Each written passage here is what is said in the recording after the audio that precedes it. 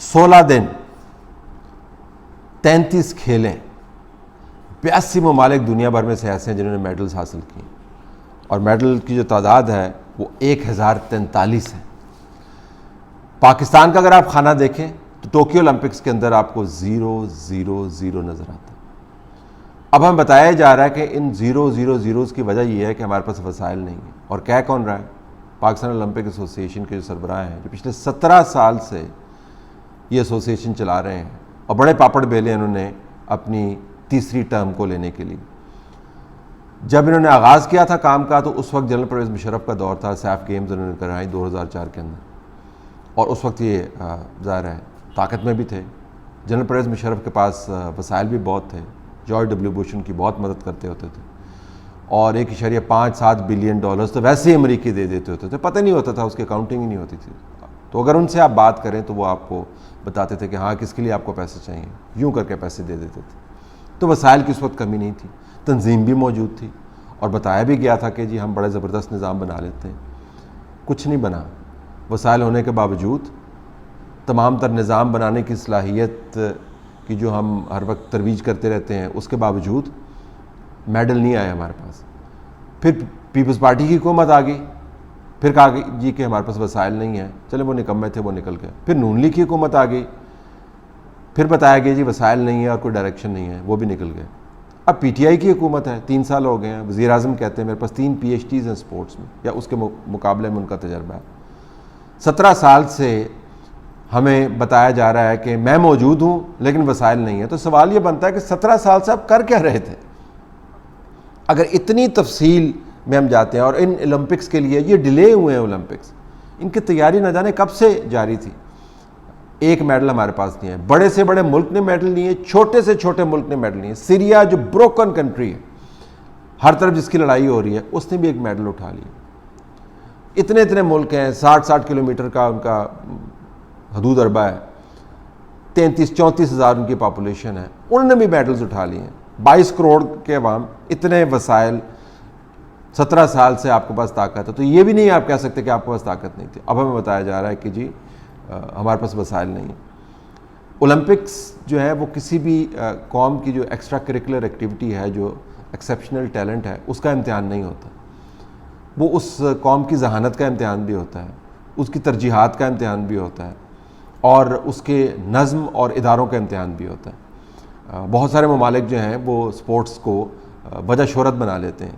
ویسے آپ نے جمیکا کا نام نہیں سنا ہوگا, ویسے آپ کینیا کی طرف جانے کے لیے, کہ اہم ملک ہے, جانے کی آپ کوشش نہیں کرتے ہوں گے, لیکن جب آپ ان کے ایتھلیٹس کو بھاگتے ہوئے دیکھتے ہیں, ٹریک کو ڈومینیٹ کرتے ہوئے دیکھتے ہیں, میراتھنس جیتے ہوئے دیکھتے ہیں, ان کے جھنڈے لہراتے ہوئے دیکھتے ہیں, تو آپ کو پتہ چل جاتا ہے کہ یہ بڑے زبردست لوگ ہوں گے. بھلے وہ ٹوٹے پھوٹے ہوں, غربت زدہ ہوں, جو بھی ہوں, لیکن آپ کو پتہ ہوگا کہ کوئی نہ کوئی وہاں پہ کام یقیناً کر رہا ہے جس نے ان ٹیلنٹڈ لوگوں کو پالش کر کے اوپر لے کے آئے ہیں. تو ہمارے پاس کیا جمیکا سے بھی وسائل کم ہے؟ ہمارے پاس کیا سیریا سے بھی وسائل جو ہیں وہ کم ہیں؟ ہمارے پاس کتنے وسائل ہمیں چاہیے کہ ہم ایک میڈل کو حاصل کر سکیں؟ ہم میڈل حاصل نہیں کر سکتے, کیونکہ ہمارے یہاں پہ صرف کرسی کی دوڑ. اتنی توجہ تیسری ایکسٹینشن کے لیے دی, لڑائی کی. پاکستان آلموسٹ بین ہو گیا اولمپکس میں پارٹیسپیشن کے لیے, پیرلل ایک کمیٹی بن گئی تھی.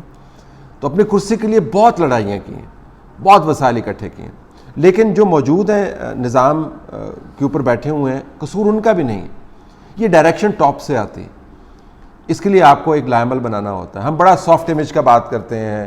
ہمارا سافٹ امیج آج کل یہی ہے کہ ہم ڈرامے بنوا لیں, گانے بنوا لیں, ریلیز کروا لیں, جو اپنے ہی عوام کو ہم دکھاتے ہیں. باہر کوئی نہیں دیکھتا ان کو.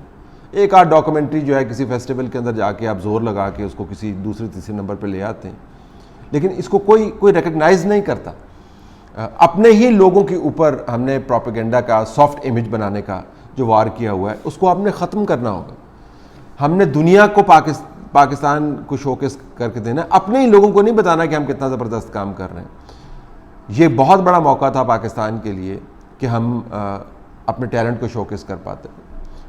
ہندوستان کی بھی کارکردگی اگر آپ آبادی کے لحاظ سے دیکھیں کوئی بڑی نہیں ہے, لیکن انہوں نے اولمپکس کے اندر اپنی بہترین کارکردگی دکھائی ہے. ایران جس کے اوپر سینکشنز لگی ہوئی ہیں, ان کی کارکردگی آپ اٹھا کے دیکھ لیں. بروکن سسٹم ہے.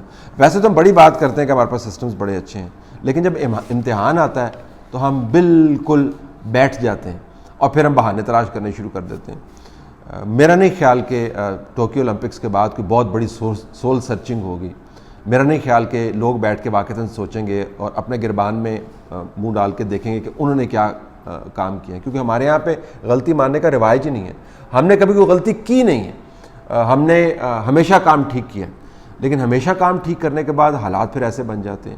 تو یہ جو آرگومنٹ ہے ہمارے پاس وسائل نہیں ہیں، یہ جو آرگومنٹ ہے جی کہ ہمارے پاس نظام نہیں ہے، تو جب وسائل رکھنے والے اور نظام بنانے والے یہ آرگومنٹ استعمال کرتے ہیں تو بڑی شرمندگی ہوتی ہے، ہمیں شرمندگی ہوتی ہے، سننے والے کو شرمندگی ہوتی ہے، جو بولنے والا اس کو شرمندگی نہیں ہوتی۔ تو اگر ہم نے ایسے ہی کام چلانا ہے، 17 سال سے بیٹھے ہیں تو پھر تاحیات ان کو نامزد کر دیا جائے کہ جی آپ 34 سال بھی پھر بیٹھے رہیں اگر ہم نے ایسے ہی کام چلانا ہے۔ 30 سال سے ہمارے پاس کوئی میڈل نہیں آیا اور پھر ہم کہتے ہیں جی کہ ہمارے یہاں پہ بڑا ٹیلنٹ ہے۔ جی وہ ٹیلنٹ کدھر ہے جس کو آپ پالش نہیں کر پاتے؟ ساکر کی اگر میں آپ کو مثال دوں، فٹ بال کی اگر میں آپ کو مثال دوں، تو واقعتاً ہمارے پاس ٹیلنٹ ہے، لیکن اس کو ہارنس کرنے کی ضرورت ہے۔ جتنا پیشن فٹ بال کا پاکستان کے اندر ہے، گلی محلے کے اندر پھیلا ہوا ہے، شاید اتنا کرکٹ کا بھی نہ ہو، حیرانی ہوگی آپ کو۔ لیکن میرے خیال میں 200واں نمبر ہے یا پتہ نہیں 199 نمبر ہے ہمارا دنیا بھر کی رینکنگ کے اندر۔ والی بال جو ہے پاکستان کے ہر حصے میں کھیلی جاتی ہے، کسی بھی گاؤں میں آپ جا کے دیکھ لیں، آپ کو کہیں نہ کہیں والی بال کھیلنے والے، پولیس لائنز کے اندر آپ چلے جائیں، آپ فوجیوں کے اندر چلے جائیں، اسکولوں کے اندر چلے جائیں، آپ گاؤں میں جہاں پہ جائیں گے والی بال کھیل رہے ہیں۔ لیکن اگر آپ پاکستان کی پرفارمنس دیکھیں تو وہی آپ کو نظر آتی ہے۔ یہ تو دو بندے ہیں جنہوں نے پتہ نہیں اپنا زور لگا کے کس طریقے سے کندھے تھکا کے ٹانگوں میں جان ڈال کے اپنا کام کر لیا ہے۔ وہ جو ہمارا ویٹ لفٹنگ کی کیٹیگری کے اندر ہے، اس کو جو فلسطینی کوچ ہے، ایک رپورٹ کے مطابق جو فلسطینی کوچ ہے اس کی مدد حاصل کرنی پڑی، کیونکہ اس نے ساری زندگی کوچنگ اپنے باپ سے لی ہے اور باپ ساتھ جا نہیں سکا۔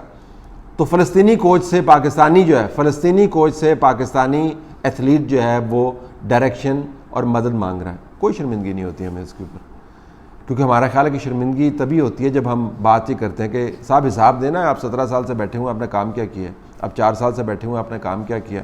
پھر کہتے ہیں جی نہیں دیکھیں یہ قومی سلامتی کے معاملات ہیں، اس کے اوپر آپ بات نہ کریں کیونکہ آپ میرے بارے میں بات کریں، ملک کی ایسی کی تیسی کر دیں، بڑے بڑے مواقع آپ کھو دیں، آپ بدترین پرفارمنس کی کیٹیگری کے اندر آئیں، آپ ہارتے رہیں، کوئی مسئلہ نہیں، لیکن کرسی جب تک قائم ہے تب تک زوال نہیں ہے ہماری عزت کو، ذاتی عزت کو۔